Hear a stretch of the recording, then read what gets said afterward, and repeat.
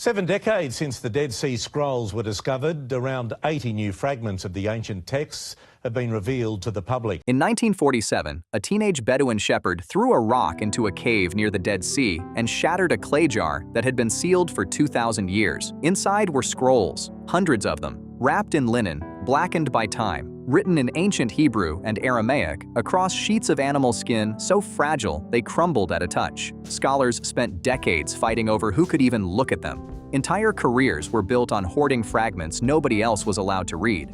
But when artificial intelligence finally got access to these texts, when neural networks trained on radiocarbon data and ancient handwriting started pulling patterns no human eye could catch, what they found was not just a calendar. It was a complete mathematical war plan against the most powerful religious institution in the ancient world. And the sect that built it believed that everyone else on Earth was worshiping God on the wrong days. Let's dive in. The vault nobody could open. The Dead Sea Scrolls are not a single document. They are 981 separate manuscripts recovered from 11 caves carved into limestone cliffs above the northwestern shore of the Dead Sea. Written between the 3rd century BCE and the 1st century CE, they include the oldest known copies of the Hebrew Bible, predating the next oldest manuscripts by over 1,000 years. But here's where things get really interesting. About 20 of those manuscripts don't contain scripture at all. They contain math. Specifically, they contain the architecture of a 364-day solar calendar so precise, so obsessively engineered, that every single date in the year fell on the exact same day of the week. Every single year, forever. And some of these calendar texts were encrypted. Scroll 4, Q324D, was shattered into 62 tiny fragments and written entirely in something scholars call Cryptic A, a replacement cipher where every letter is swapped for an invented symbol. This wasn't meant to be read by just anyone. The people who created this calendar treated it like a state secret. They encoded it like a military communication. And for 2,000 years, nobody could crack it. The perfect machine.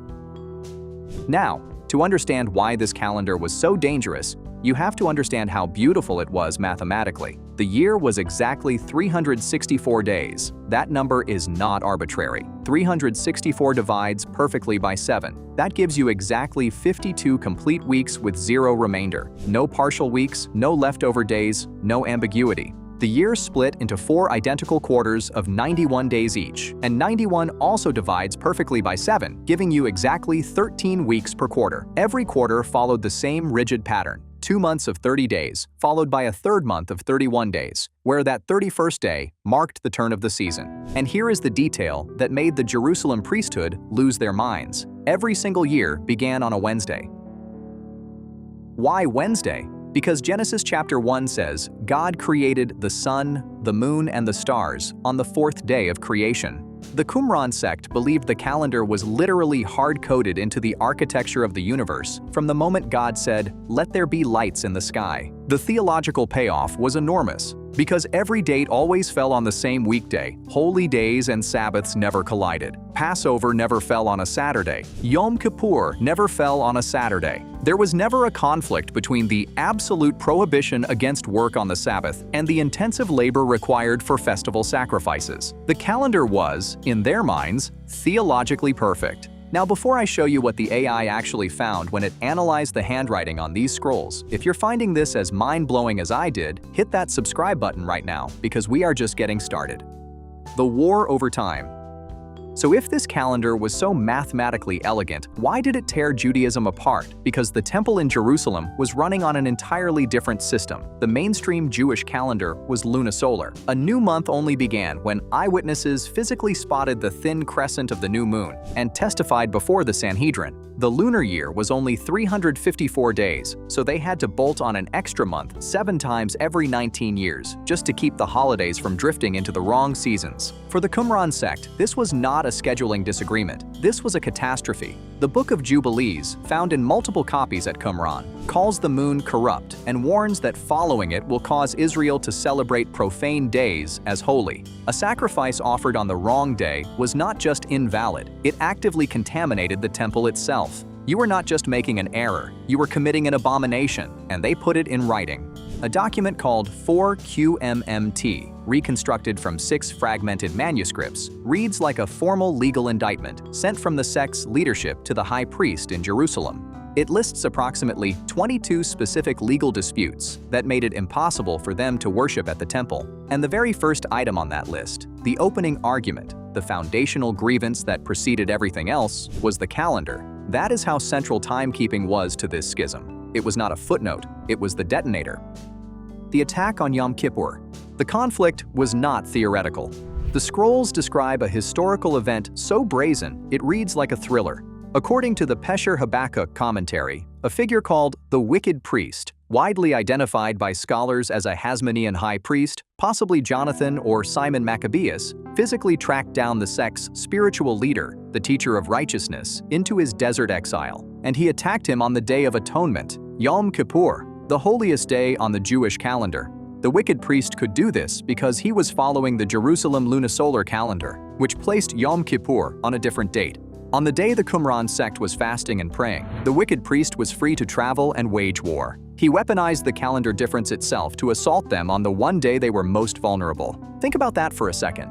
Two groups of Jews reading the same Torah, worshiping the same God, and one is fasting in total devotion while the other is riding across the desert to destroy them. Same faith, different calendars, and the calendar difference is the weapon.